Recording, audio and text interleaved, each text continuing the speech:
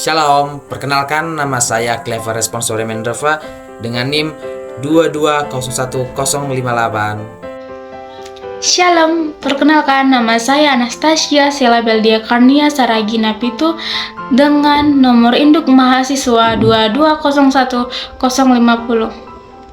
Shalom, perkenalkan nama saya Gebris Vanessa Mosir dengan NIM 220101072. Terima kasih.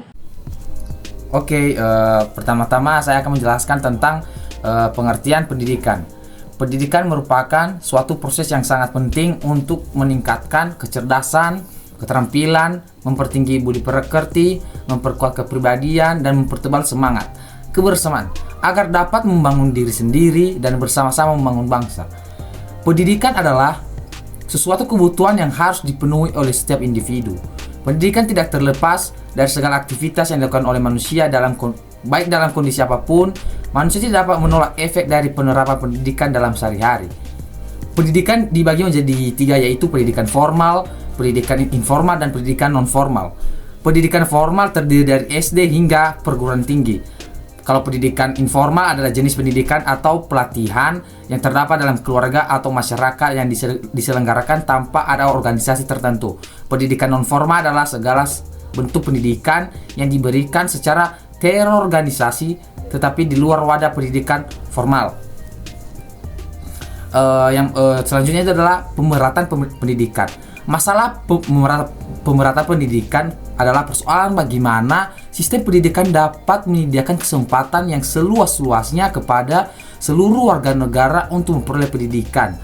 Anggapan seperti ini salah karena pendidikan pada realita mengeluarkan uang, mulai dari biaya seragam, sumbangan membangun, dan lain-lainnya.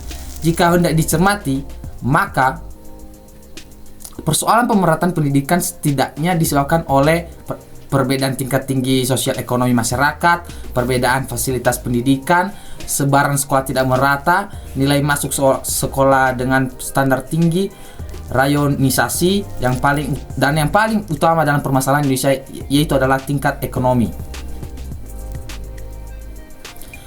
Yang kedua itulah mutu dan relevansi pendidikan. Rendahnya mutu dan relevansi pendidikan juga disebabkan oleh rendahnya kualitas tenaga pengajar.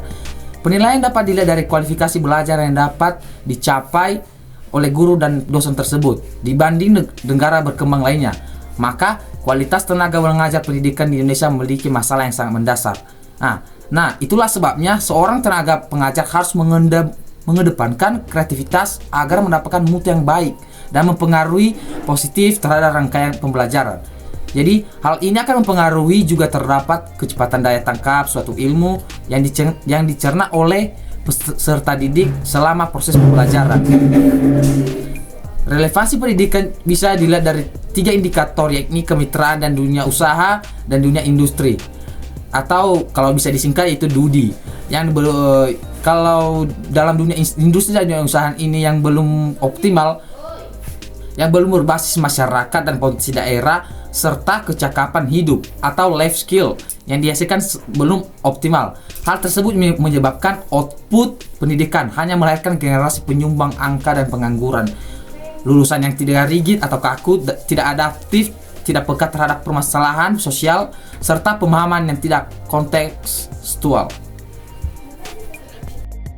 Antara pelayanan dan kualitas pendidikan. Pelayanan pendidikan harus menjadi tanggung jawab semua, baik masyarakat, pemerintah, sekolah, serta orang tua.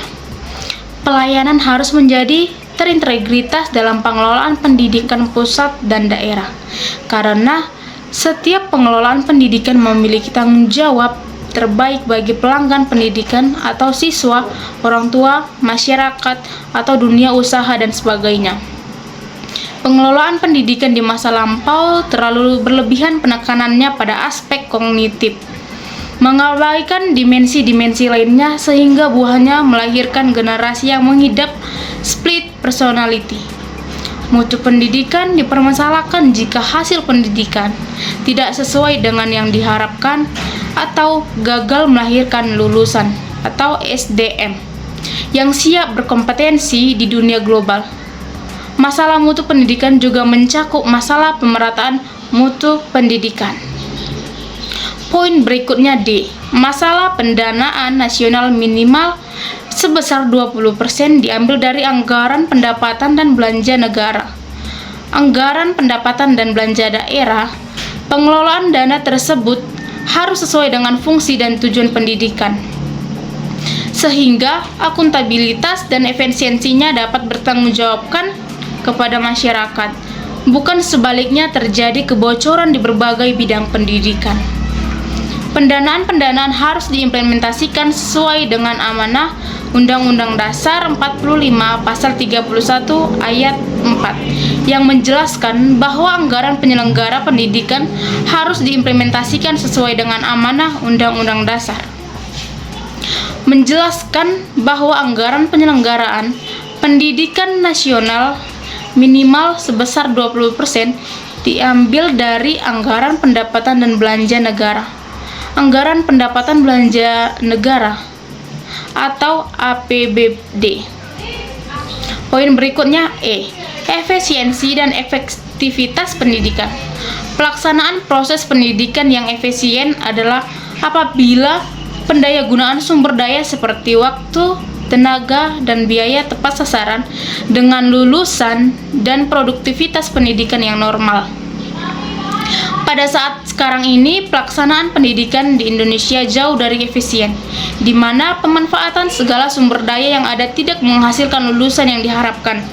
Pendidikan efektif adalah pelaksanaan pendidikan di mana hasil yang dicapai sesuai dengan rencana atau program yang telah ditetapkan sebelumnya.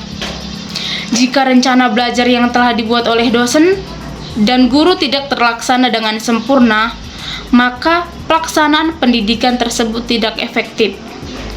Ketidakefektifan pelaksanaan pendidikan tidak akan mampu menghasilkan lulusan berkualitas. Problem kesadaran masyarakat.